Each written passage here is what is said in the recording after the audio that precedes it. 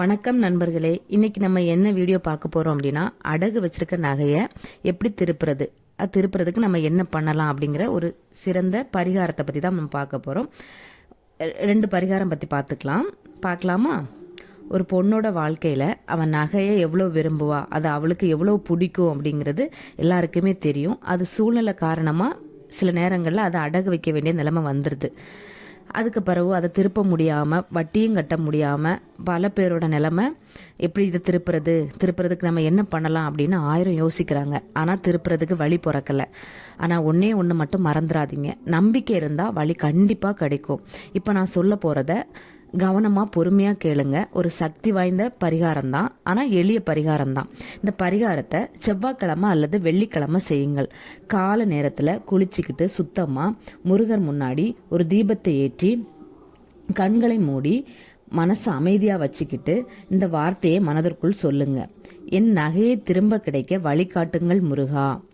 இதை மட்டும் திரும்ப திரும்ப உங்கள் மனசுக்குள்ளே சொல்லிக்கிட்டே இருங்க. அதை சொல்லும்போது உங்கள் நகையை திரும்ப கிடைச்ச மாதிரி மனசில் இமேஜின் பண்ணிக்கோங்க. அதுக்கப்புறம் சிறிது வெல்லம் அல்லது பால் வைத்து முருகனுக்கு நைவேத்தியம் செய்யுங்கள். இந்த பரிகாரத்தை 3 to 6 நாட்கள் செய்யுங்க.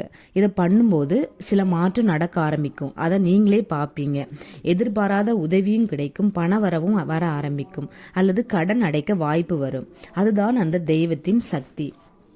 முக்கியமாக ஒன்று நினைவில் வச்சுக்கோங்க, பரிகாரம் மட்டும் போதாது, நம்பிக்கையும் முயற்சியும் சேர்ந்து இருந்தாதான் வெற்றி நிச்சயம். நீங்கள் மனசார கேட்டீங்கன்னா முருகர் கண்டிப்பாக உங்களுக்கு வழிகாட்டுவார். வேல்வேல் முருகா. இன்னொரு பரிகாரத்தை நம்ம பார்த்துடலாமா?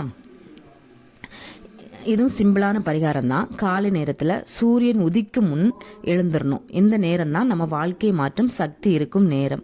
பலருக்கு வாழ்க்கையில் ஒரு கட்டத்தில் நகை அடகு வைக்க வேண்டிய நிலை வந்துடும். அது தவறில்லை. ஆனால் அதை மீண்டும் திருப்புறதுக்கு ரொம்ப சிரமப்படுறோம். அந்த நகையை எப்படி திருப்புறதுங்க அப்படிங்கிறத இந்த வீடியோவில் நம்ம பார்க்கலாம்.